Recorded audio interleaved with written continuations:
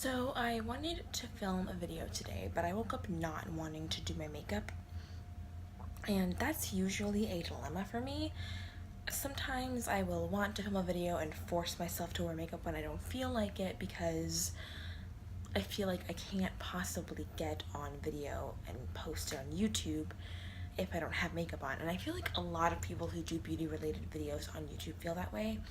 And I'm here to say that that's a little ridiculous. This whole tangent is irrelevant to the video, but I just feel like if you don't feel like wearing makeup but you want to film a video, hop on your YouTube channel with no makeup. It's not a big deal. I'm au naturel today. I have dry shampoo in my hair. I'm maybe not looking the best, but I can still be presentable enough to film without makeup. And I feel like that's just important to put out there. So hey guys, today what I really wanted to talk about is I wanted to make a video going a little bit more in depth on why I chose to go on a low buy. I know I kind of did touch base on this a little bit in the introduction video that I posted last month, but I do want to go a little bit more in depth. Hopefully I will make like a low buy video playlist. I am not good at remembering to keep up with playlists, so no guarantees, but yeah, I wanted to get into why I wanted to do a low buy. A lot of it is financially motivated, as I said in the introduction video, but there's a little bit more to it than that. So I'm gonna go back a little bit and talk about when I got into makeup in late 2013, early 2014. It's been about 5 years. And back when I first got into makeup, I could not afford to buy makeup. I would buy makeup very sparingly. It was a very rare occasion when I could buy makeup. I would pick up like a really cheap like 99-cent lipstick one day. A couple of weeks later, maybe get like a $4 foundation from Wet n Wild. I bought what I could when I could. But even with the stuff that wasn't great quality, I was really excited about it. I was always so excited to play with makeup because getting new makeup was such a rarity for me. I have old videos, well, I don't have them anymore, but I've had this channel for a while. I used to post like review videos ages ago. Unfortunately, back in like 2017, I went and deleted all of my old videos, which I really wish that I didn't do. I wish I had just privatized them instead, but I didn't do that. I deleted them, and there's nothing I can do about it now. But I used to run home and do review videos on like a single lipstick, a single concealer.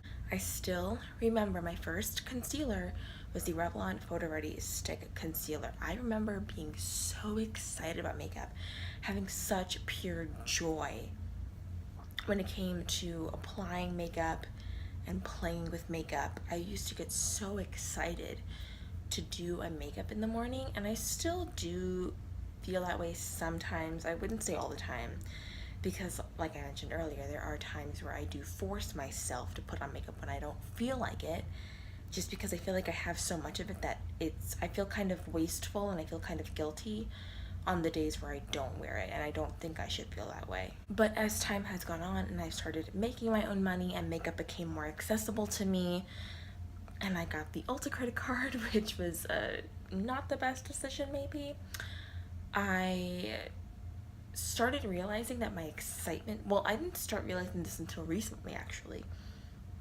that my excitement for makeup has faded a lot. I used to get so excited when an order would come in. My first Ulta order, I remember, was the Lorac Pro Matte Palette. It was like a 6 or 8 pan palette of all mattes. It was the Becca Afterglow palette, and it was a set of Real Techniques brushes. And that was the first time I had ever placed an online order from Ulta, and the first time I ever got anything at all from Ulta. And I was like jumping for joy practically when that package came. My first Sephora order was not long after that. I bought the Becca highlighter in Champagne Pop, and I bought the Buxom lip gloss in Samantha. And that was only like, well no, that was like 4 years ago at this point, because that was back in like 2015. But I just remember being so excited. I used to like take pictures as soon as I opened up the boxes to post them on social media. I used to immediately, as soon as I possibly could, film something about them, like even if it was just for my Instagram. And I kind of hate the fact that that excitement has gone away, because now I have so much makeup and I've gotten so many packages that whenever I buy something, I don't even really look forward to getting it anymore. Like, I get a package and it's just like, oh yeah, another package.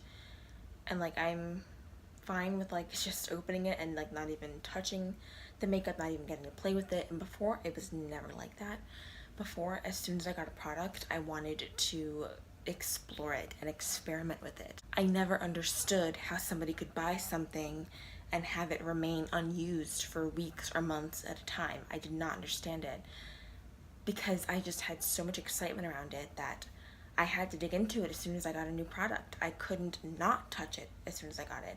I could not sit down in my room and play with it and play with all kinds of color combinations, and I just don't do that anymore when I get new makeup in, and that makes me really sad, actually. So part of my low buy is definitely to help me get that excitement back into my life when it comes to makeup.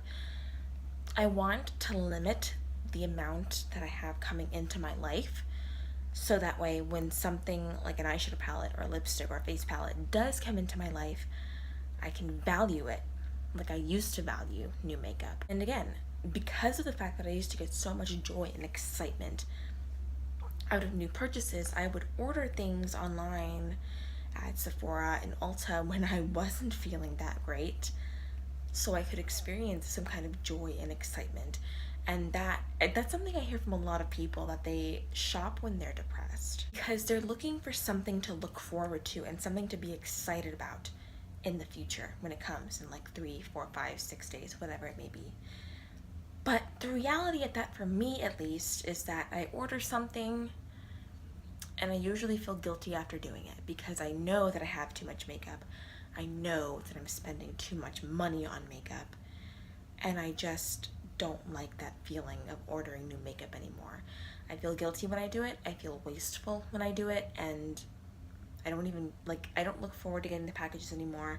I feel excitement to play with the item for like maybe a second after I clicked on the order confirmation button, and then after that, the excitement is gone and I just feel icky because I realized, wow, I just spent X amount of dollars on an eyeshadow palette when I have 15 eyeshadow palettes just like it in my collection. And when it gets here, I feel bad because I realize, wow, this is another thing that's going to take up even more room in my life that will probably not get the use that it deserves. And I realize that some people may be like, Floralisa, it is just makeup. But for me, I'm not somebody who can hoard makeup comfortably. I come from a family that has very limited funds, so when I spend money on something, I want to get my money's worth out of it. That's just how I grew up. So the fact that I have so much makeup and a lot of it is just sitting around not getting used for weeks or months at a time makes me feel really uncomfortable. And I remember a time a few years ago when I first started Project Panning, my lipstick collection, for example, was out of control. I had over 200 lipsticks, which I know even to some people now in the Project Panning community, that's a fraction of what they own in terms of lipstick. But for me, whenever I used to look into the like little bin where I had my lipsticks, I felt overwhelmed with anxiety. It came to a point where looking at my makeup collection caused me to have anxiety over the fact that I wasn't using it and that I had so much that was just sitting there. So while yes, the biggest part of my low buy is for financial reasons, I would say another reason, although not as big but still pretty, important, is because when I do get a new item in, I want to feel like I'm treating myself again. I want to feel that excitement about makeup again. And it's not that I don't love makeup anymore. I do love makeup. I love playing in makeup. Makeup makes me feel like a more confident, better version of myself. And I know that's probably not the best thing to say, because we are all supposed to promote the fact that we are all perfect and beautiful without makeup, and we all are, but I feel like it's a lie if you say that makeup doesn't make you feel just a little bit more confident in yourself. because I feel like for most people it does. Obviously, I do feel confident showing my bare naked face. I don't wear makeup every day. I wear makeup, well, I mean, I wear makeup most of the time, but not every single day. I have no problem going out into the store or doing whatever without wearing makeup. Obviously, I have no problem broadcasting myself on YouTube with no makeup on. I'm doing that right now. But I would be lying if I said that right now I feel the same level of confidence that I do when I'm wearing like brows and lashes and concealer. So now I want to talk a little bit about why I am doing a low buy as opposed to a no buy. I've attempted no buys several times in the past and I haven't been successful at them for more than like 2 months maybe. And that's just because I don't like feeling like I can't do something. I feel like when I have pressure on me to not do something, I just end up doing it. I wouldn't say most people, but a lot of people are good at no buys. Look at Amanda, Jessica, Hannah Louise Poston, Amber F has done a couple of no buys, I believe. But no buys are just not for me. I would rather do what I'm doing now, which is a low buy. Again, if you want to hear what my rules are, there is an introduction video on my channel. I will see if I can put it in the cards or in the description somewhere. But yeah, I'm hoping to not bring in too much makeup with my low buy, honestly. I do want there to be at least a handful of months where I don't bring in any makeup at all, or don't bring anything in at all, period. Which I guess, for that, I guess that would be like a replenishments only no buy. But I don't want to limit myself to that. I want to be able to give myself the freedom to be like, yeah, you could buy that. And it would be within the constraints of your low buy rules, but you don't have to buy that, if you know what I mean. I feel like it's easier for me to say no to products when I have the opportunity to buy them and I'm just willingly choosing not to. And lastly, I am going to discuss what I want out of my low buy. And basically, like I said earlier in the video, I want my excitement for makeup to come back. I'm not somebody who's gonna stop buying makeup altogether, but I want to limit my purchases enough to the point where when I do get a new makeup product in, whatever it may be, that I'm excited to use it, that I genuinely feel joy about the fact that I am receiving something new. And also, I mean, again, financial reasons, I want to be able to save up money.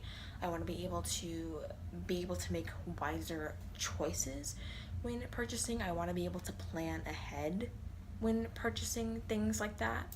I want to make sure that what I'm purchasing isn't breaking the bank. I want to make sure that what I'm purchasing isn't just gonna sit in my collection to rot. I want to be able to make more critical choices. And of course, there's no guarantee that when you buy something, you're gonna love it and use it every single day. But I hope this low buy teaches me to make less purchases based off of, you know, what I want in the moment, rather than what I think would be suitable for my collection and what I think would be a beneficial addition to my collection. So yeah, that is it. That is today's video. I hope you guys enjoyed. Thank you guys so much for watching. If you are doing a low buy or a no buy this year on Instagram or on YouTube, wherever you're doing it, please let me know in the comment section down below. I would love to follow you guys. I have been subscribing to so many people who pop up in my recommended feed as doing low buys or no buys this year, and I want to follow all of you guys along on your journey. So yeah, thank you guys so much for watching. Please subscribe if you have not already to make sure you can stick around for the next video, and I will see you guys next time. Bye.